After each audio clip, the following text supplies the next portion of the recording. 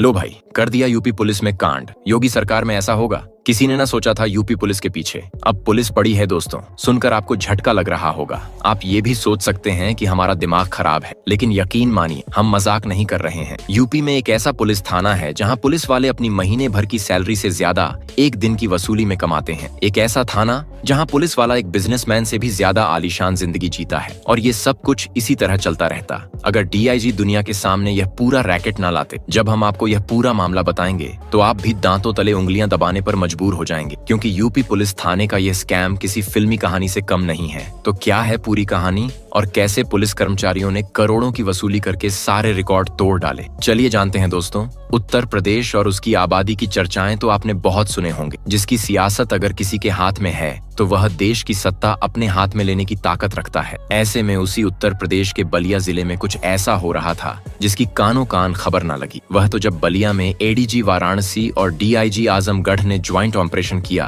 तब जाकर नरही थाने में करोड़ों रुपए महीने वसूली की बात सामने आई। और ये छोटी मोटी रकम नहीं थी, बल्कि कहा जा रहा है कि इस थाने के अफसर 4.5 करोड़ रुपए महीना वसूली करते थे। जब यह बात सामने आई तो धीरे धीरे सबका काला चिट्ठा खुलने लगा और इस मामले में 20 लोगों को गिरफ्तार किया गया, जिसमें 2 पुलिस वाले भी शामिल थे, जबकि कई पुलिस वाले तो पुलिस के शिकंजे में आने से पहले ही दुम दबाकर भाग निकले। असल में थाने के पुलिस कर्मियों पर यह सीधा आरोप है कि यह लोग ट्रकों से अवैध वसूली कर रहे थे। इनके साथ कई सारे दलाल भी शामिल थे, जो बलिया के भरौली बॉर्डर पर ट्रकों को रोककर पहले तो तलाशी लेते थे और फिर उनसे पैसे लेकर उन्हें बड़े प्यार से विदा करते थे, क्योंकि इन मुफ्तखोर पुलिस वालों को नियम कानून से नहीं बल्कि अपनी जेबें गर्म करने से मतलब था। अब आप लोगों ने इतनी सारी फिल्में देख रखी है कि आपके लिए ये बिल्कुल आम बात होगी, पर दोस्तों यकीन मानिए करोड़ों रुपए की हर महीने वसूली करना बिल्कुल भी छोटी बात नहीं है। तभी तो जैसे ही इस रैकेट के बारे में पता चला, वैसे ही यह खबर आग की तरह पूरे देश में फैलने लगी। लोग यूपी पुलिस पर थू थू करने लगे, पर सवाल फिर से वहीं आकर खड़ा हो जाता है कि आखिर ये रैकेट चल कैसे रहा था, कैसे पुलिस वाले ही गैर कानूनी वसूली कर रहे थे। तो दोस्तों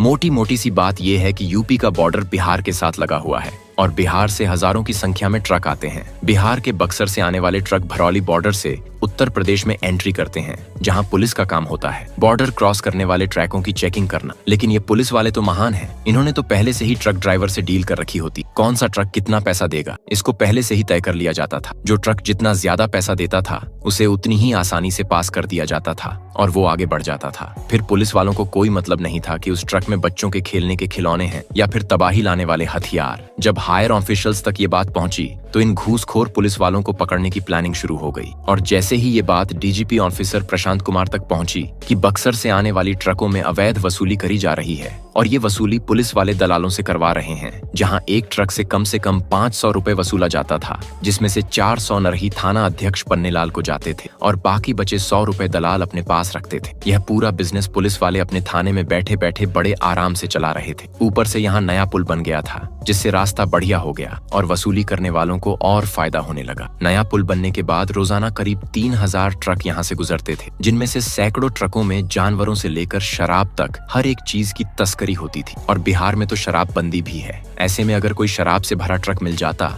तब तो इन लोगों की बल्ले बल्ले हो जाती। सारी चीजें बढ़िया तरीके से चल रही थी। नरही थाने के पुलिस अफसर मस्त कमाई कर रहे थे, लेकिन फिर उनके पाप का घड़ा भरता है और फिर उनके खिलाफ शिकायत कर दी जाती। पूरी जांच हुई और पता चला शिकायत बिल्कुल सही है। अब बारी थी एक्शन लेने की। एडीजी की लीड में 24 पुलिस वालों को मिलाकर 5 अलग अलग टीमें बनाई गईं। बुधवार को रात 9 बजे वाराणसी जोन के एडीजी पीयूष वाराणसी से अपनी 2 टीम लेकर वाराणसी से बलिया निकलते हैं। वहीं डीआईजी आजमगढ़ वैभव अपनी 3 अलग अलग टीमों के साथ आजमगढ़ से बलिया की तरफ निकले और रात करीब 1 बजे सभी बरौली तिराहे पहुंचे। रात के अंधेरे में पूरा सन्नाटा छाया था और किसी को नहीं मालूम था कि आगे क्या होगा। हालांकि उनके सामने ही अवैध वसूली का ये गंदा खेल चल रहा था, लेकिन उन्होंने कोई एक्शन नहीं लिया और पूरी टीम वसूली को अपनी आंखों से देखते हुए गंगा पुल से होते हुए बिहार के बक्सर पहुंची। गंगा नदी पर बना यह नया पुल एक तरफ बलिया तो दूसरी तरफ से बक्सर को जोड़ता है। बक्सर पहुंचने के बाद इन्वेस्टिगेटिव टीम ने वहां पर अच्छी तरह से जांच पड़ताल करी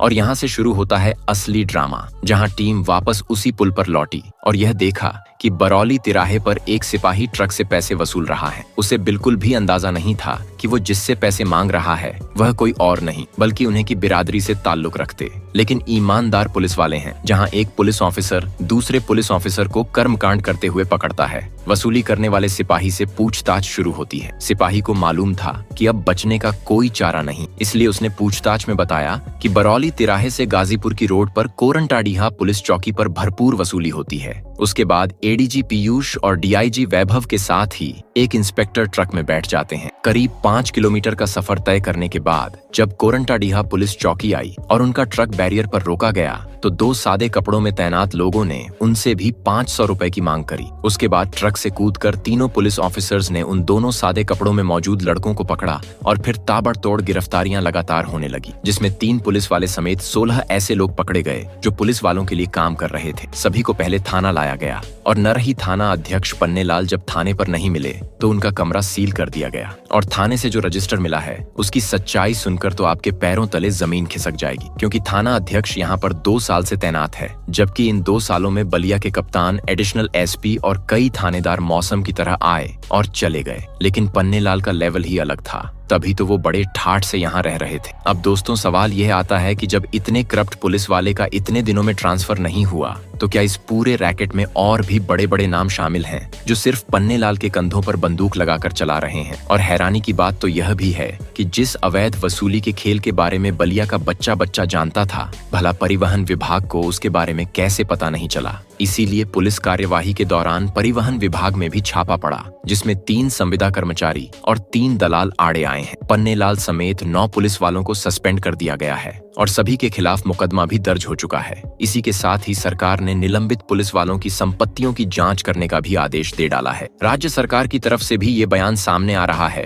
कि इस तरह की अवैध वसूली बिल्कुल भी सही नहीं जाएगी, हर एक मुजरिम को सजा मिलेगी। वहीं विपक्ष एक अलग ही सुर में गाना गा रहा है, जहां पूर्व मुख्यमंत्री अखिलेश यादव ने भाजपा सरकार पर कई सारे सवाल खड़े किए हैं और सोशल मीडिया पर खुलेआम ये कहा है कि उत्तर प्रदेश में हो रहा नया खेल पहले होता था, चोर पुलिस और भाजपा राज में हो रहा है। पुलिस ये है अपराध के खिलाफ 0 टॉलरेंस का भंडाफोड़। वैसे दोस्तों देखा जाए तो ये मामला बहुत ही ज्यादा संगीन है, जहां जरूरी सबूतों के साथ 2 ऐसी नोटबुक मिली हैं जिसमें कई महीनों की वसूली का पूरा काला चिट्ठा मौजूद है। इन नोटबुक्स की पूरी जांच पड़ताल चल रही और इस बात की पूरी उम्मीद लगाई जा रही है कि इस रैकेट में कुछ बड़े ऑफिसर और नेताओं का भी नाम हो सकता है। आजमगढ़ के डीआईजी वैभव कृष्ण ने मीडिया से कहा, जब से जानकारी मिली उसके बाद रेकी की गई और जब मामला कंफर्म हो गया तभी रेड करने का फैसला लिया गया। ये फैसला बिल्कुल खुफिया था। इस ऑपरेशन की कोई भी इंफॉर्मेशन बलिया के एसपी को भी नहीं दी गई थी ताकि किसी को भी कानो कान भनक न लगे। पर दोस्तों ये पहली बार नहीं है, इससे पहले भी पुलिस वालों ने अपनी ही बिरादरी के लोगों पर निगरानी करने के लिए अचानक से छापा मारा है और कई बार ऐसी चीजें सामने आई हैं कि आप सुनकर ही हैरान हो जाएंगे। जैसे कि यूपी पुलिस के पूर्व डीजीपी विक्रम सिंह ने एक बार जब कानपुर कोतवाली पहुंचकर